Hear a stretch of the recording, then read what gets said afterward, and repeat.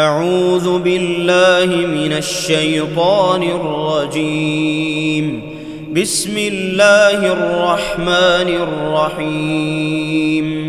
الحمد لله الذي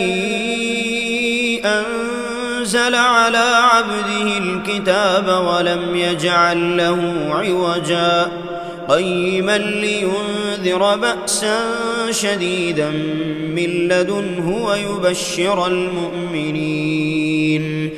الذين يعملون الصالحات أن لهم أجرا حسنا ماكثين فيه أبدا وينذر الذين قالوا اتخذ الله ولدا ما لهم به من علم ولا لآبائهم كبرت كلمة تخرج من أفواههم إن يقولون إلا كذبا فلعلك باخع نفسك على آثارهم إن لم يؤمنوا بهذا الحديث أسفا إنا جعلنا ما على الأرض زينة لها لنبلوهم أيهم أحسن عملا وإنا لجاعلون ما عليها صعيدا جرزا أم حسبت أن أصحاب الكهف والرقيم كانوا من آياتنا عجبا إذ أوى الفتية إلى الكهف فقالوا ربنا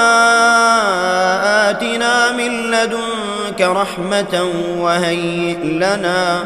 وهيئ لنا من أمرنا رشدا فضربنا على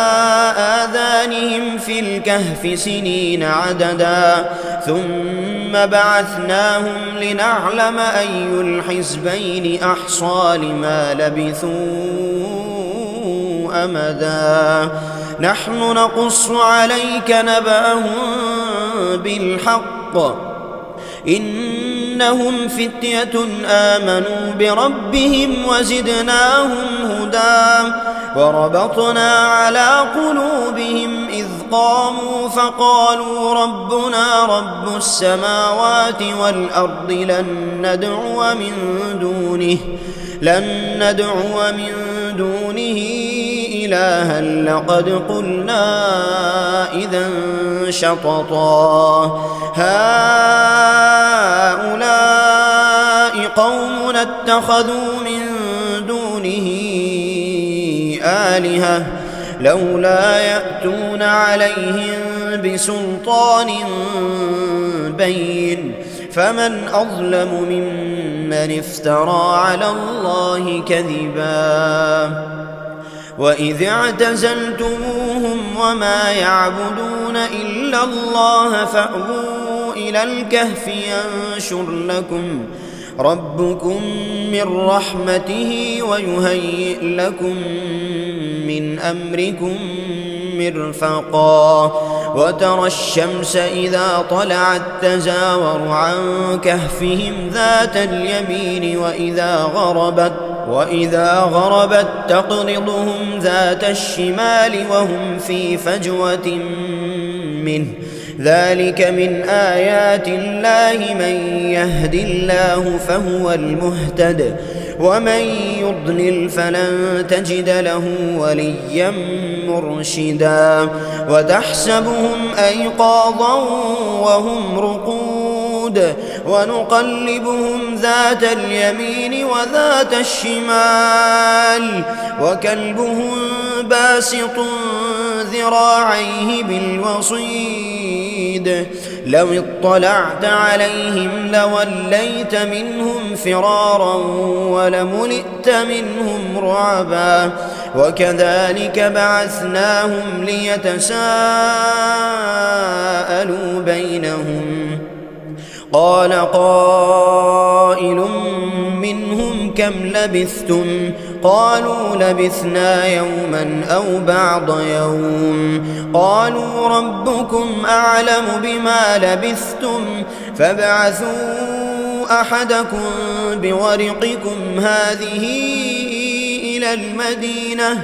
فلينظر أيها أزكى طعاما فليأتكم برزق منه وليتلطف ولا يشعرن بكم أحدا إنهم إن يظهروا عليكم يرجموكم أو يعيدوكم في ملتهم ولن تفلحوا إذا أبدا وكذلك أعثرنا عليهم ليعلموا أن وعد الله حق وأن الساعة لا ريب فيها إذ يتنازعون بينهم أمرهم فقالوا ابنوا عليهم بنيانا ربهم أعلم بهم قال الذين غلبوا على أمرهم لنتخذن عليهم مسجدا سيقولون ثلاثة رابعهم كلبهم ويقولون خمسة سادسهم كلبهم رجما بالغيب ويقولون سبعة وثامنهم كلبهم قل ربي أعلم بعدتهم ما يعلمهم إلا قليل فلا تمار فيهم إلا مراء ظاهرا ولا تستفت فيهم منهم أحدا ولا تقولن لشيء إني فاعل ذلك غدا إلا أن يشاء الله واذكر ربك إذا نسيت وقل عسى أن يهديني ربي لأقرب من هذا رشدا ولبثوا في كهفهم 300 سنين وازدادوا 9 قل الله أعلم بما لبثوا له غيب السماوات والأرض أبصر به وأسمع ما لهم من دونه من ولي ولا يشرك في حكمه أحدا واتل ما أوحي إليك من كتاب ربك لا مبدل لكلماته ولن تجد من دونه ملتحدا واصبر نفسك مع الذين يدعون ربهم بالغداة والعشي يريدون وجهه ولا تعد عيناك عنهم تريد زينة الحياة الدنيا ولا تطع من أغفلنا قلبه عن ذكرنا واتبع هواه وكان أمره فرطا وقل الحق من ربكم فمن شاء فليؤمن ومن شاء فليكفر إنا أعتدنا للظالمين نارا أحاط بهم سرادقها وإن يستغيثوا يغاثوا بماء كالمهل يشوي الوجوه بئس الشراب وساءت مرتفقا إن الذين آمنوا وعملوا الصالحات إنا لا نضيع أجر من أحسن عملا أولئك لهم جنات عدن تجري من تحتهم الأنهار يحلون فيها من أساور من ذهب ويلبسون ثيابا خضرا من سندس وإستبرق متكئين فيها على الأرائك نعم الثواب وحسنت مرتفقا واضرب لهم مثل الرجلين جعلنا لأحدهما جنتين من أعناب وحففناهما بنخل وجعلنا بينهما زرعا كلتا الجنتين آتت أكلها ولم تظلم منه شيئا وفجرنا خلالهما نهرا وكان له ثمر فقال لصاحبه وهو يحاوره أنا أكثر منك مالا وأعز نفرا ودخل جنته وهو ظالم لنفسه قال ما أظن أن تبيد هذه أبدا وما أظن الساعة قائمة ولئن رددت إلى ربي لأجدن خيرا منها منقلبا قال له صاحبه وهو يحاوره أكفرت بالذي خلقك من تراب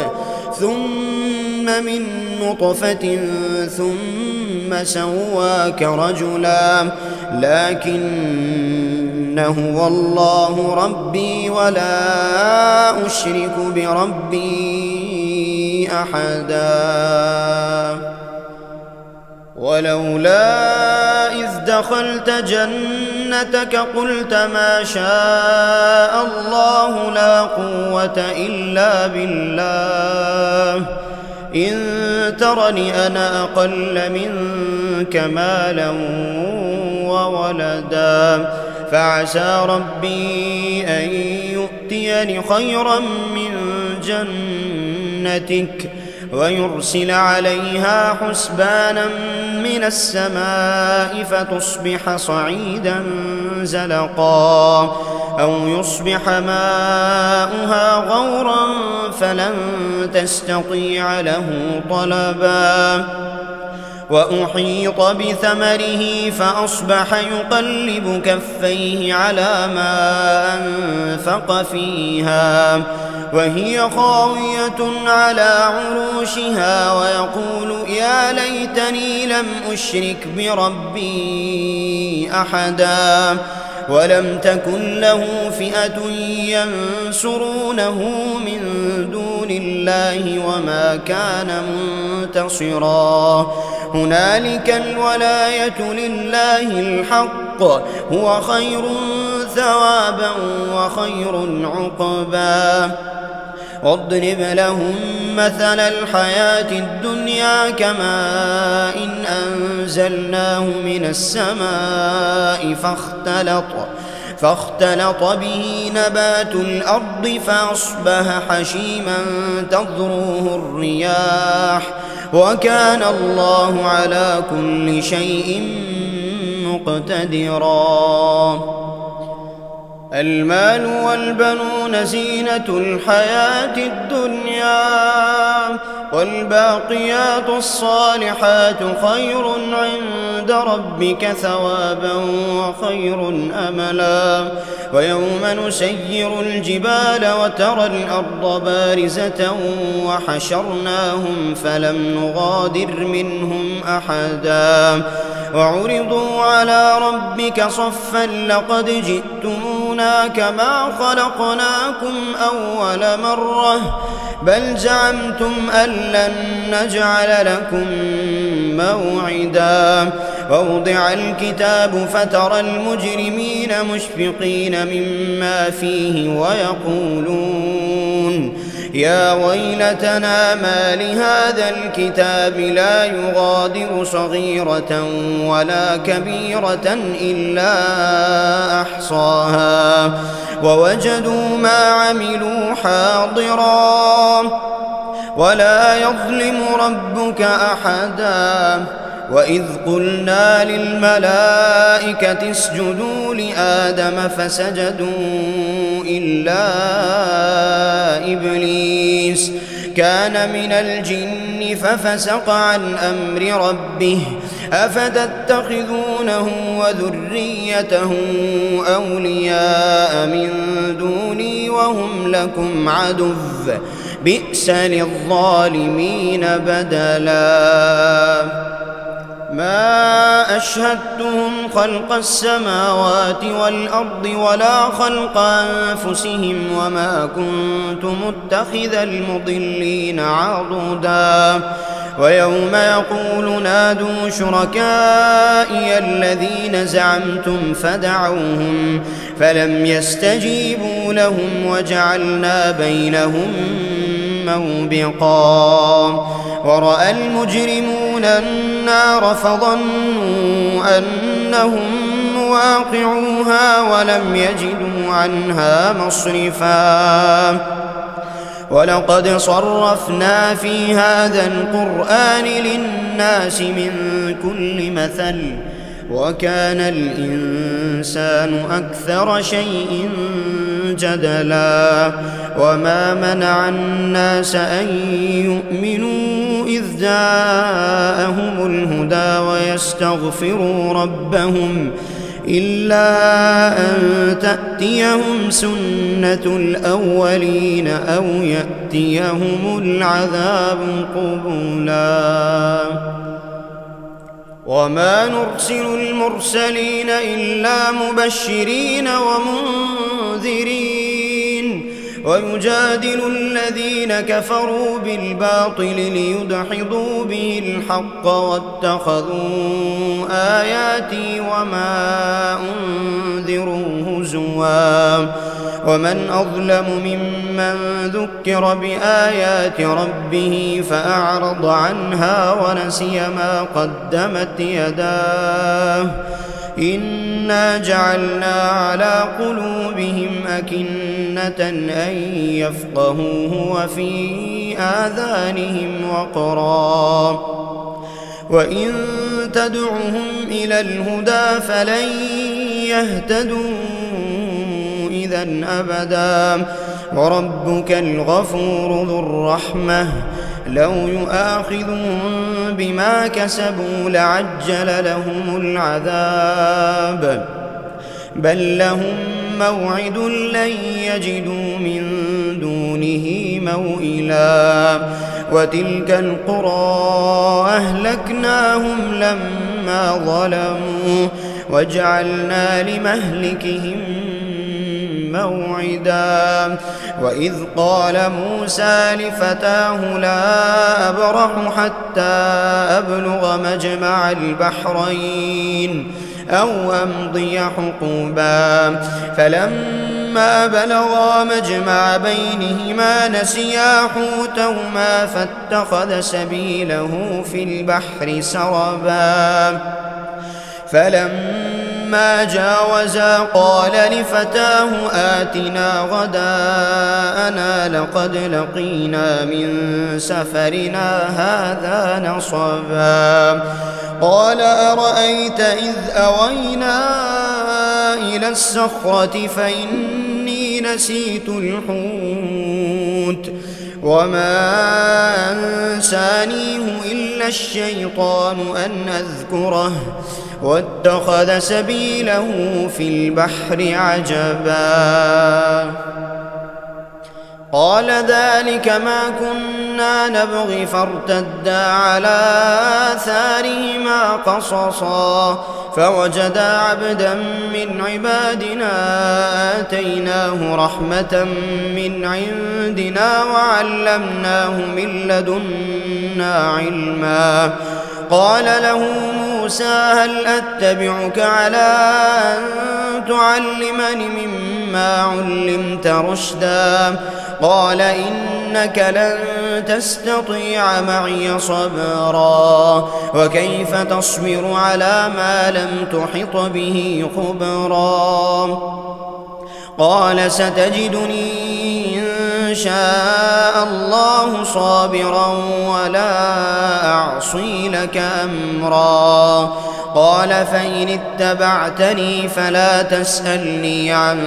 شيء حتى أحدث لك منه ذكرا فانطلقا حتى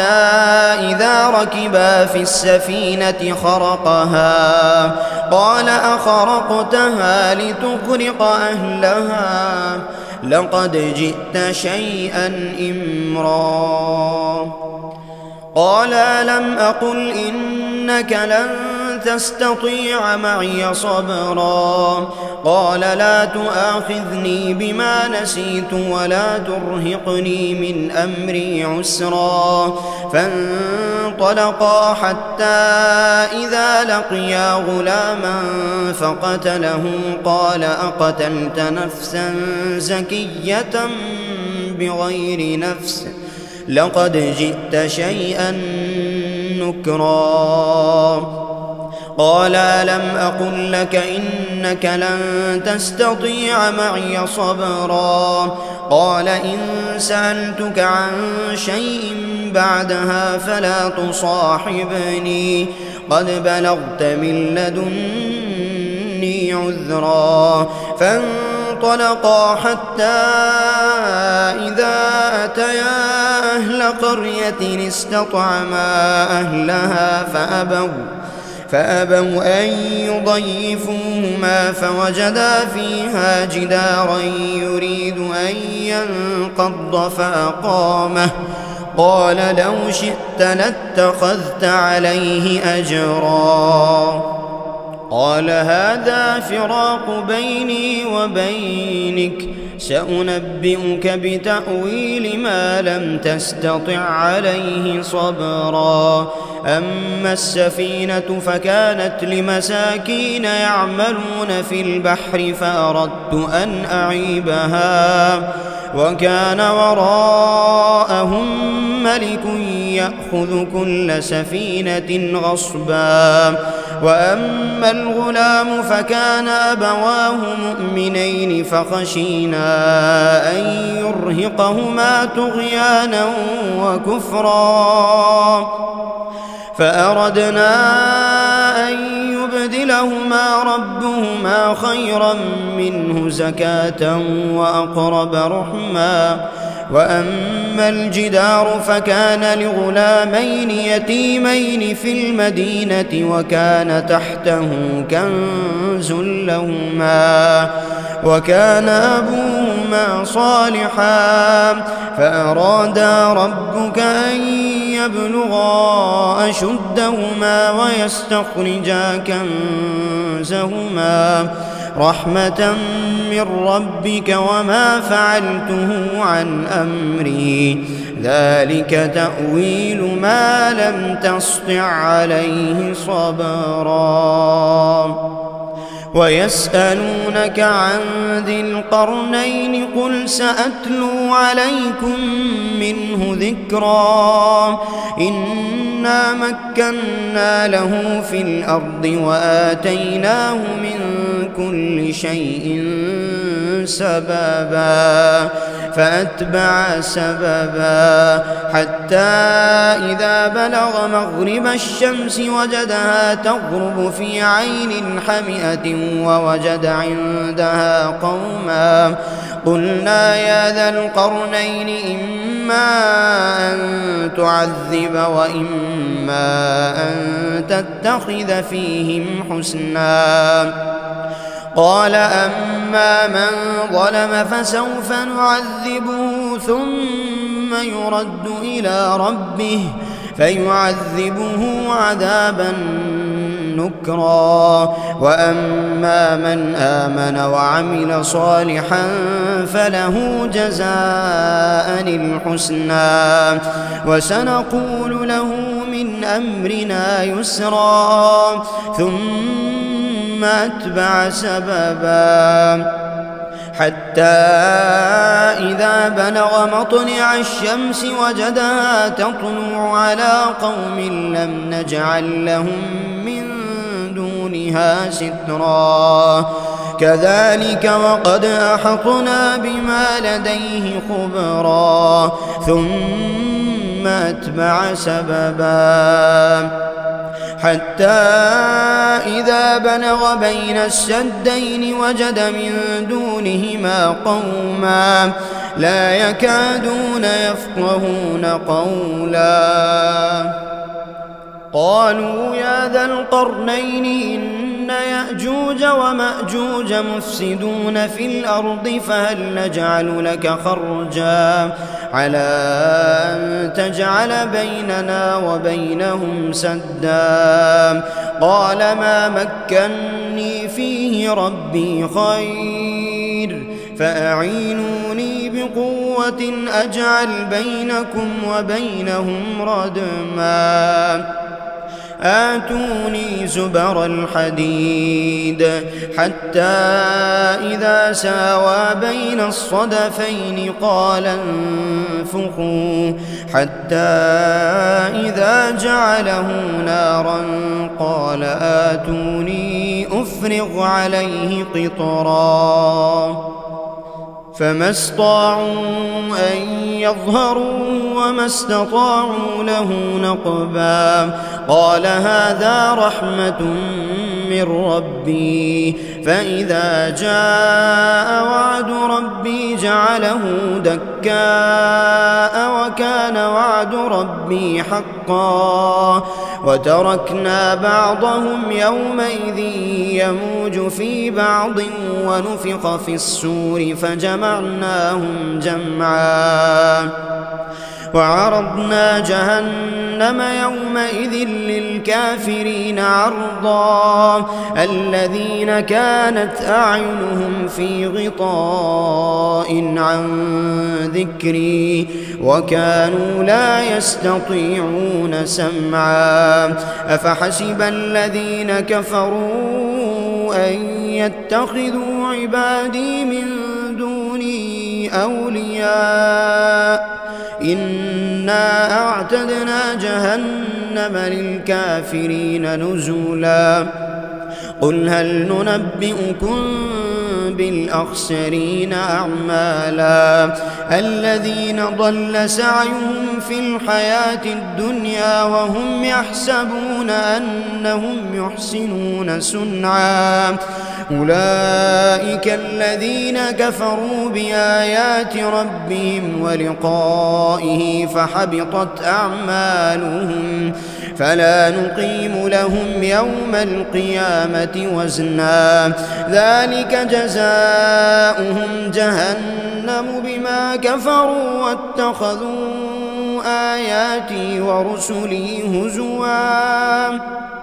إن الذين آمنوا وعملوا الصالحات كانت لهم جنات الفردوس نزلا خالدين فيها لا يبغون عنها حولا قل لو كان البحر مدادا لكلمات ربي لنفد البحر قبل أن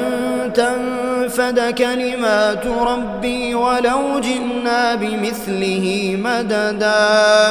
قل إنما أنا بشر مثلكم يوحى إلي أنما إلهكم إله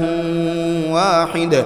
فمن كان يرجو لقاء ربه فليعمل عملا صالحا ولا يشرك بعبادة ربه أحدا.